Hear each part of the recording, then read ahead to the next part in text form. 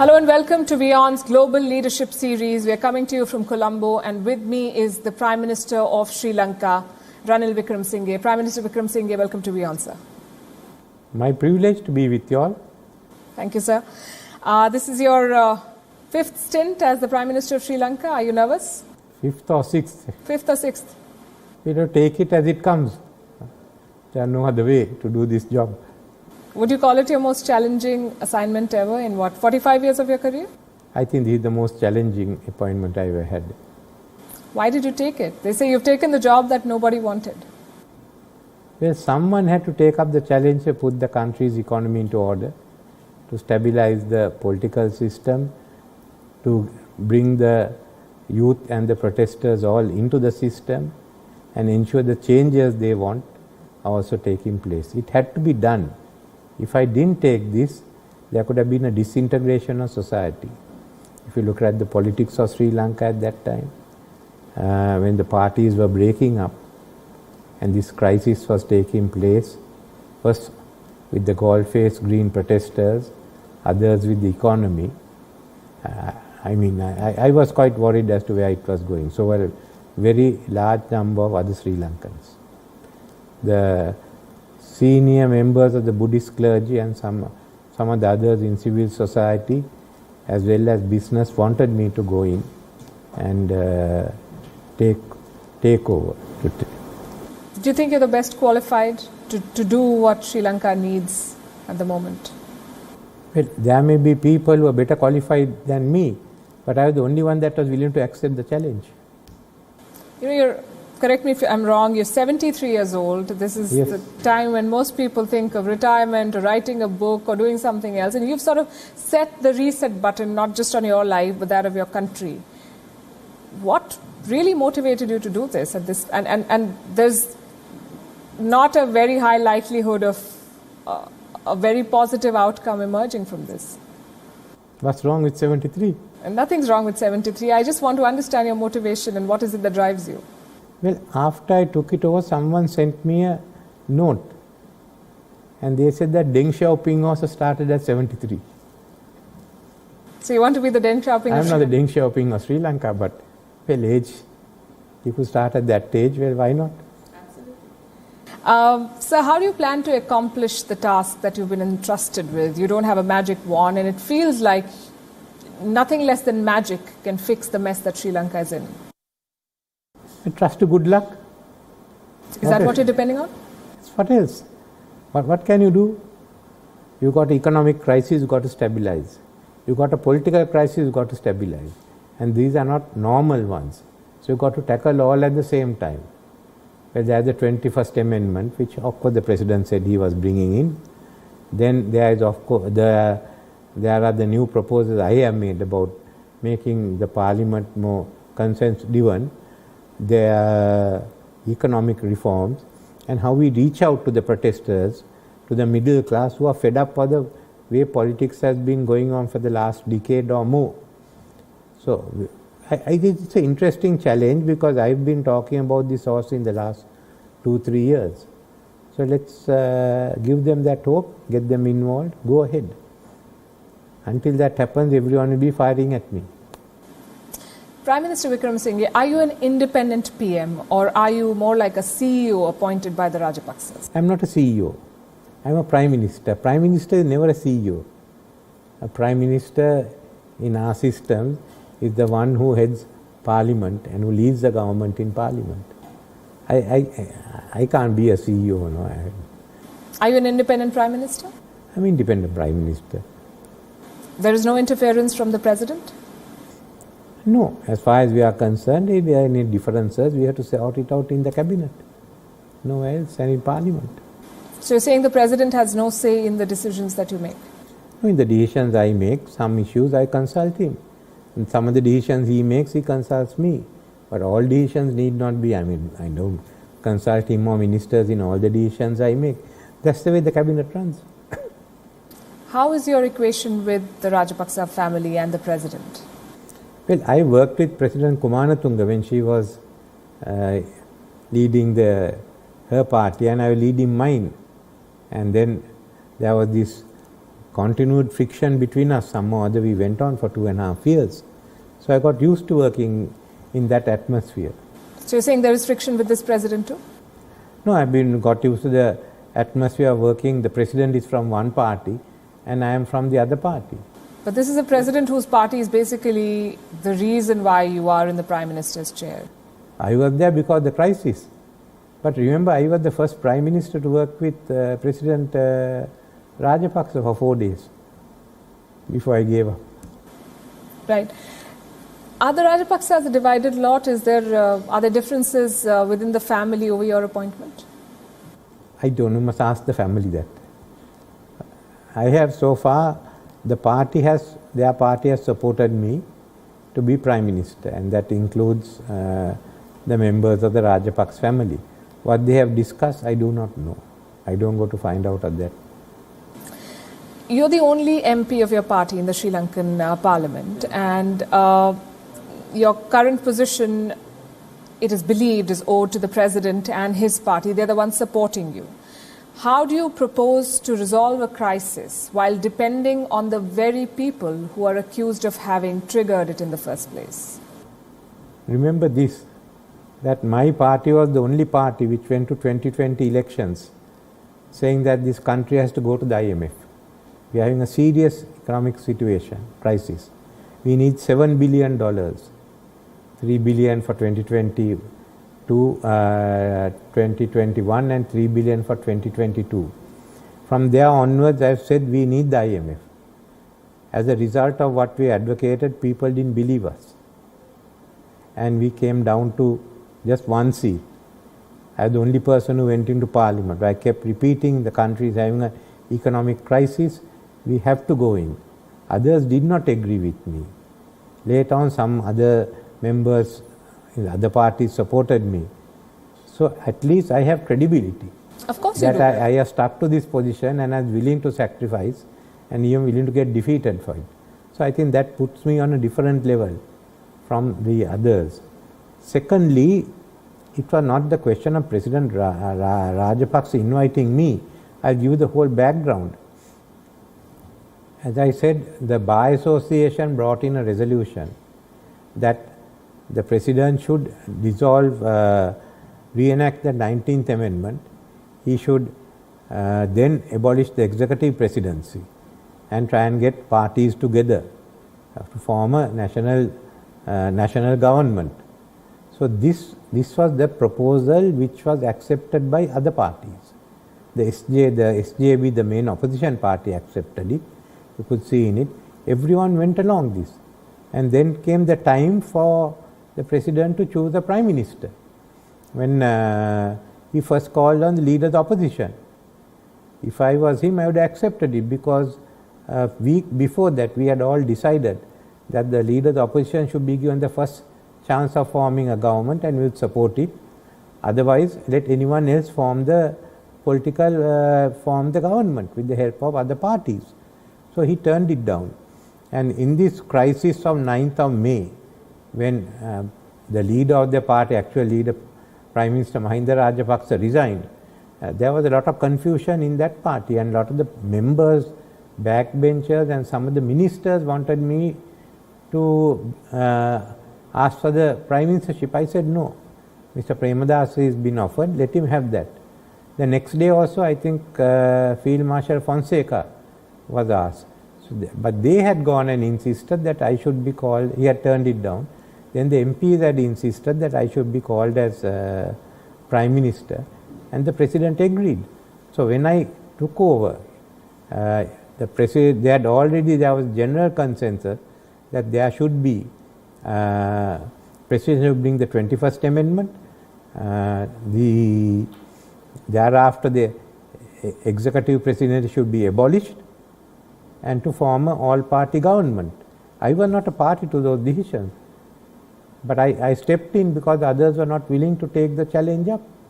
And I was backed actually by some of the backbenchers of the ruling party, and if some of the backbenchers of the leading opposition party, SJB, also told me, and if you have the opportunity, kindly take over the government and try and turn things around. Are you saying that you do not necessarily depend on the president's party?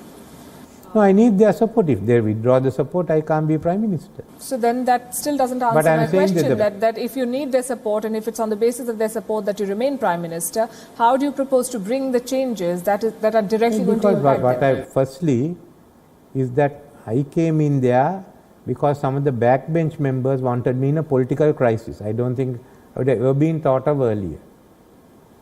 So, but with that, I have also I've been talking to the other members on the opposition, the SLFP groups in opposition. There are people in the SJB who are all saying you go along. So I know there's a certain amount of support I can get even from the opposition parties. What I'm bringing is the type of reforms they want. But see, the doubt is that can you push for the reforms that may not be to the liking of the majority party? I am pushing for the reforms that was agreed to by the President after the Sri Lanka Bar Association briefed them. The Bar Association had a fight with me saying that they didn't agree. So, okay, I am not fighting with them. They put forward the proposals and the President then implemented it. So, it's within that. But really, why am I here? Because everyone else didn't want to take the job. And neither from the government nor from the opposition. Well, this is quite a unique situation, and you're saying that there is no interference whatsoever from the president. No, there are difference of opinions, so we are there to discuss, and it's not only with me. There are difference. The SLPP are now got into different factions. So within the factions also, there is a difference of opinion. When the electricity, the renewable energy bill was brought in, part of the SLPP members voted against it. Others voted for it. Some of them voted with the SJB against it. So it's a sort of unique parliament where no one has a majority and each party has its factions, very much like the LDP in Japan. So it's how you move around with those factions that matter. I'm sure you can use your experience to sort of work with all the factions together. Prime Minister, what is your assessment of Sri Lanka's economy at the moment? And we understand that the United Nations says your country faces, quote unquote, a full-blown humanitarian emergency. Do you agree with this? Yes. In addition to that, there is a man-made economic crisis. Who's the man who's made it? The politicians, they say, and certainly the government that was in power earlier. Do you want to name anyone? Well, I think most of them, the government carried on. So the whole lot. But they say not only this government, that government, the previous government, the politicians are responsible. Yes, in a way we have to admit that we all have a responsibility for the downfall of this system. And we should change now. That is the challenge to all our members of parliament. Are you willing to change or not? Some are, others aren't. So final the politics of Sri Lanka will be decided on those who are willing to change and come anew and those who are not. Do you think the president should take part of the blame? He has taken the part of the publicly has taken the blame. Not but once, but twice. Huh? But he's not leaving office. No, he's not leaving office. The president has to resign. You can't throw him out of office unless you can impeach him. But under the formula, the proposals put by the Bar Association, there is no need for him to leave office. So you are asking me a question in an issue which I was not involved, everyone else was involved, and this is the position they took. I was not even consulted, I left out of it, so I can't. But I'm sure you have an opinion. Do you believe that the president should leave and take full responsibility of the way? He has taken, after he took responsibility, they wanted him, you asking me, all the parties said he must abolish the 19th Amendment, he must bring back the 19th Amendment, and he must abolish the executive presidency. So in politics, that everyone tries to survive, then why did you put forward these proposals? Why did the others agree with it? It's a game of survival. Okay, then maybe they gave the proposals that helped the president. I think the question is who's looking at Sri Lanka's survival and recovery. But I think now on this situation, let's all get together and get the economy up. We have to get the economy out. We have to make the political changes and be ready to face a humanitarian crisis. But I must say the leaders of the opposition and others agreed that on the food crisis, food security program, they will come together. We've had some good discussions with them and agreement on the 21st Amendment too. It's a question of building more trust between the members, and I know many of the backbenchers on both sides feel that they should work together. And I'm pushing for that. I'm pushing it very hard that they should all work together. And all should be given responsibility. Some people in the opposition are good at certain activity, give them responsibility. This is a difficult time. You can't be sticking to the normal confrontational parliamentary politics of the British type. We have to work together. We must, otherwise the system will not survive. So I'm all for everyone working together. So that is, so I'm not looking at the party who said this party supports me, that party doesn't. I'm in a position I can speak to everyone. I've been speaking to them. And I made it my mission to try and get everyone together. How long do you think recovery will take? I think recovery, stabilization and recovery will take about 18 months. Right. Earlier this week, you also told Parliament that Sri Lanka needs $6 billion over the next 6 months to maintain a basic standard of living. Where do you propose to get that money from? Well, partly from once you get agreement with the IMF, you will have a tranche coming in from IMF for some of your reforms, well, before the end of the year. Then we can go to the other multilateral lenders as well as to the donors of Sri Lanka. What kind of help are you getting from China, sir? China gave us some assistance earlier. They gave a credit line. They have another credit line that has come in, but we can't use it because we haven't got 3 months reserves. Have you discussed the possibility of restructuring loans from China? They make up 10% of your external debt. We have to take up restructuring all the loans from both from the donors as well as the private investors. It's in the case of the donors, it's that we have to ensure that all of them agree to the restructuring plan, because only Japan is in the Paris Club. China and India out of the Paris Club. So you've got to get agreement among them. But I'm asking specifically about China. Have you discussed restructuring of these loans? Matter has been taken up. I have not discussed yet, but I will be discussing with China. Do you know what the response from Beijing was? There has been no response so far. Because the High Ambassador in Beijing is also discussing it with the government there. Would you say that China has ditched Sri Lanka in its hour of need? I won't say that. I don't think they have ditched Sri Lanka. But they've not been forthcoming in any of the kind of help that I think your country needed, even that $1.5 billion credit line, as you said, you cannot use. Well, actually, we should have gone and negotiated with them to delete that provision. We didn't. That's what I can't understand, why we didn't ask them to delete that provision. So we've just made a request now, but the agreement is signed. China has shown interest, and it's a question of working it out. The president of your country has said that China is not interested in helping Sri Lanka anymore.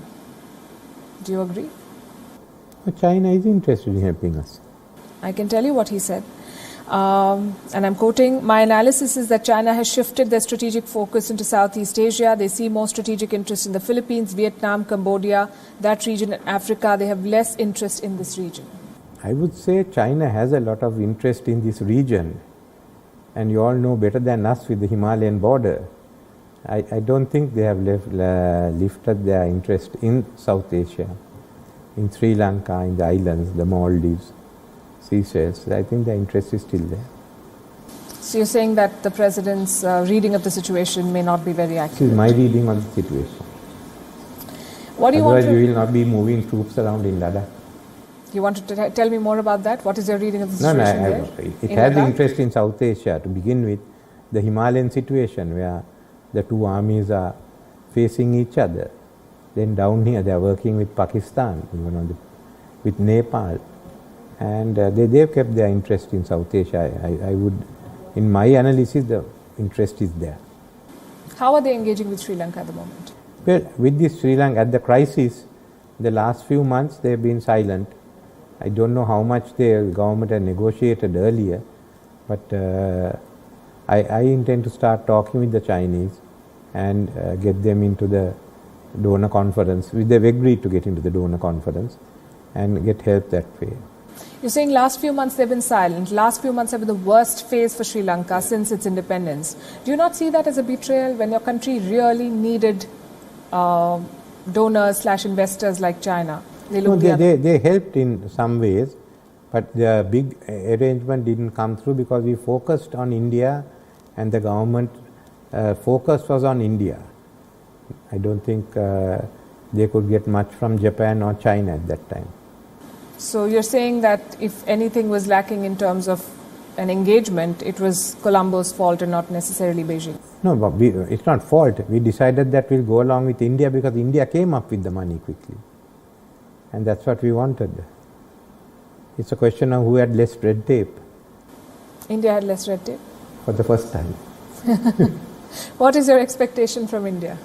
No, we get help, and I must say Prime Minister, Minister of Finance, Minister of Foreign Affairs all took a personal interest, so we could work along that. Virtually a higher bureaucracy was working with us, so that was the reason, that more than any other country we could work with India, and things were getting settled by over the phone. Your High Commissioner here was in touch with most of us, and our High Commissioner there was also dealing there. So the relationship really worked. And maybe because India didn't have so many commitments to other countries, once you are like China or Japan or others who are lending out to a large number of countries, you've got to look at the impact on all the other countries. If I give to one, will the others, in the case of India, you didn't have those commitments, so you're able to move much faster than China or Japan. That sounds unfortunate. You're saying India came up to Sri Lanka's help because it was less distracted or had fewer commitments. That's what. Yes, so that's good. We're lucky. It's our fortune. Right. Have you spoken to Prime Minister Modi? Not yet. I've been talking with the two ministers, settling it at that level. I speak to the Prime Minister once we work it. I had a long chat with the Finance Minister and also with Mr. Jaishankar. I've been talking with him even before this crisis. When I met him in Abu Dhabi, we had a long chat. I told him the crisis will come. What will you tell Prime Minister Modi? Thank him. Okay. How much do you have in foreign reserves at the moment? Some days I sit here and see how I can raise $30 million to $50 million for a ship, fuel ship. That's what we have at the moment. $30 to $50 million. That's some days I have to do that. Some days we'll have more. There are times we are seated here wondering where do you find the money for the next shipment. On Thursday, you said that the next 3 weeks will be a difficult time for sourcing fuel. Last month, you also turned to Russia to ease fuel shortages. Do you propose to buy more oil from Russia going forward? I don't know whether any other, whether they will be going back to Russia again. They are looking at all sources. Mainly, we are looking at West Asia, traditional sources. People are coming along with offers. There are a lot of offers now. I mean, basically, the offers exceed our requirements about fourfold, but how many of them can be realized, I do not know.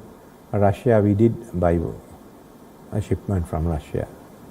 It's difficult. We find that many of our financial arrangements will fall into place after that. Especially once we finish the negotiations, the IMF technical team, it certainly will give a better atmosphere. Russian oil is soon going to be subjected to the European embargo. Do you think that it's an unfortunate turn of events that countries like yours are being sucked into a faraway war with Europe's politics, having a bearing on you? I don't know whether one shipment in this crisis would make that much of a difference.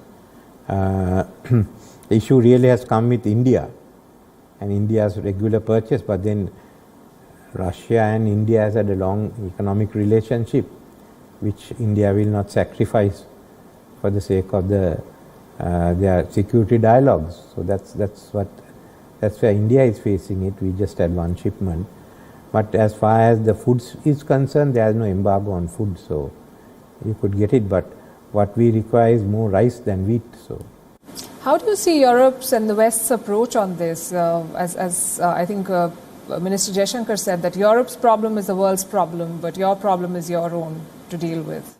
There's something in what he said there. I was following it. No, they have to. World is not that Eurocentric anymore. and different regions have different viewpoints. If you look at East Asia, for instance, Japan, South Korea, they've taken a stronger stand against Russia. As you came to Southeast Asia, no, Vietnam is in the same position as India. When you came to the Indian Ocean, no one wanted to take sides. That's been a traditional way. I mean, we won't take sides in big power rivalry. So that's where we are. Sri Lanka is also suffering other kinds of shortages, food, medicine, other sorts of supplies. How do you plan to plug those gaps? All this is due to one reason. It's a shortage of dollars. We have to find the dollars. Till that, we have to depend on the countries and the organizations that will help us. Our real crisis is a dollar crisis, nothing else. Also debt, $51 billion in debt. The first time in Sri Lanka's history that you have defaulted. Is there no other way this could have been handled? Was a default? If you had gone earlier, you could have handled it. If you went in 2020, 2021 and 2020, you could have handled it. We didn't. You've been, of course, pushing for a bailout from the IMF. How are negotiations on that front going, since you've also taken the charge of the finance ministry now? It's going well. We have to get the debt restructuring plan. For that, we haven't had the expertise. We've got Lazard Down and Clifford Chase. So this came in about a week or 10 days ago. They'll be here again this coming week. It's finding out from them how fast they can get the debt restructuring plan into place. And the problem there is that you are dealing with a large number of private creditors, and that's difficult. What kind of demands is the IMF making for a bailout, and what sort of help are you getting from India on that front? No, they want the debt to be at a sustainable level, so the debt repayment plan is based on that. It's a difficult time, I must admit, but I remember I knew him well. Your former Prime Minister Narasimha Rao, he used to tell us how badly he felt, but then he had to go through with it. It worked. Will a bailout be enough to restore your country's financial health? Because at the moment it seems that everything is focused on that bailout. It'll come and then things will change dramatically. No, bailout is needed, but it won't change overnight. We have to become a more competitive economy. We have to restructure the economy. We can't go back to the old economy that is import dependent, and the development thrust came through infrastructure. No, you can't. You have to go into an economy that is highly competitive, it's export oriented, and we can mobilize more support. We need to have more investments, change in our investment laws, more dynamic private sector. All that is needed. Those changes have to come about gradually, and you have to go back. We can't be falling back. We are becoming a upper middle we want to be upper middle income economy. We have fallen back. We must go to that. We must ensure the younger people, the ones who are rebelling today, will have a good future, and there will be a strong economy, and we will become a prosperous country. So we have to go for that, and a lot of changes have to be made. This type of economy, which is partially controlled, has reached its end. The market economy performed, the controlled economy didn't. You've been Prime Minister 5 times. Why did you not push for diversification? I pushed for diversification. I was the Minister of, before I became PM, I was Minister of Industry. Then in 2003-2, I pushed for diversification before we could implement it, the regaining Sri Lanka. There was the election, I lost office. The next time we have to work on debt. I have to ensure that we had a surplus in the primary budget. We got that, and then we are working towards diversification when political issues, terrorism, all intervened. But those plans are there to be implemented now. They say good economics is bad politics. Would you say your career is proof of that? Not necessary. Good economics I have always advocated. I have won and I have lost. No regrets on those. You plan Credibility is there. Yes, absolutely. That's most important, I think. You're going to present the interim budget. You've already announced that you're going to slash infrastructure project and transfer some of that money into welfare projects. What are the other proposals that you're considering? Main one is transferring finding additional funds to pay the increase in interest rates and more money for welfare projects. Rest is bringing back the tax system that prevailed in 2019. We are also looking at some other proposals. We haven't finalized it yet, but there will be many proposals. It's trying to get the government back into the old track of having financial discipline and strengthening the powers of parliament to control public finance. Apart from economic reforms, you're also looking at political reforms, and there's a lot of talk around the constitutional amendment, the 21st Amendment being discussed, which will weaken the powers of the president. What is the progress on that front? Well, we had 2 rounds of discussions with the party leaders, and there was an agreement. Now, this was sent to cabinet last week, went at the last moment, so there was a request for more time. It will be taken up at the next meeting, and thereafter the 21st Amendment would be presented to the other party leaders. We also have to wait the outcome of a court case which the SJB has initiated, which will also give a ruling on the powers of the president vis-a-vis the ministries. So we may have to amend it if the court case is different from our draft. So you're saying that the cabinet did not approve it because they did not get enough time? No, we brought into cabinet just that as it started, so the members asked for more time to go through it. That's it. According to some of the reports that I read, I think there was stiff resistance from the ruling party of this over this amendment. There was stiff resistance from the ruling. No. He brought it. They brought it in only at the last minute. There was earlier discussions and disagreements within the ruling party, but this was finally brought in, and the ministers wanted more time to go into it. I mean, it was brought in as the cabinet started, so you can understand that. I will give you a quote from Sagar Kariyavasam, ruling SLPP General Secretary. He said, people are facing difficulties without essentials. We have to think of settling the economic issues first before trying political solutions. Many reports I've read have said that a section of the ruling party, SLPP, is averse to bringing in 21A. No, that was said before the cabinet meeting, and so far I have not received any major adverse reactions from them. I have not heard of anything. So I presume it will most probably be up in cabinet for discussion on Monday. Before we presented, yes, there was Mr. Kariyavasam and Mr. Basil Rajapaksa met me. Also, they met the other parties, but then it was presented to cabinet that evening. But it came at the last minute. The party leaders, the drafting committee finished work only at about 3 o'clock or so. So they gave a copy at 4 o'clock, and all the ministers have copies, but I have not heard of any major reactions on this draft. You think the SLPP is on board now? I get the feeling, yeah. And the president? The president? President seems, yes, certainly. He is in favor of an amendment that is going to weaken his office? Yes, that's what he promised earlier. When the others put the proposal, it was still to his advantage, not to his disadvantage. Prime Minister, how do you plan to meet the demands of thousands of protesters who are vocally campaigning for the ouster of President Gotabaya Rajapaksa? Well, we said the protest can, in my view, the protest can go long as can take place as long as it's peaceful. As far as the Goldface and the Gota Go Home village is concerned, no, we will give protection for it. Both police and army have been asked to protect the town, give them whatever facilities they want. No, I suppose they have the right to ask that the president should go.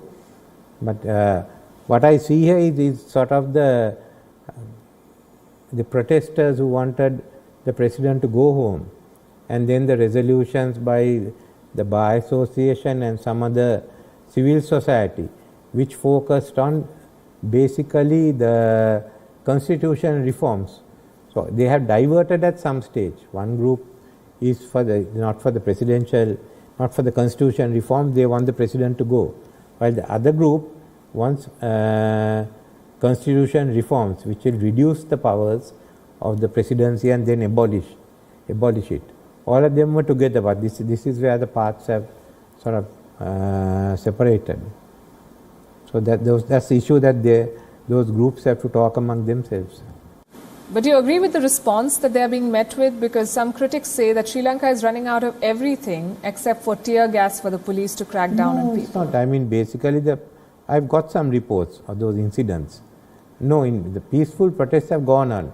In some instances, recently, there are groups of protesters who clash with the police. And that's where the tear gas may be running out, because not only the police, the protesters are also using tear gas. So the demand is increasing for tear gas on both sides. Do you have a message for the people of Sri Lanka? Yes. As I've said earlier, we are going through hard times. I understand the problems you face. I understand your frustrations.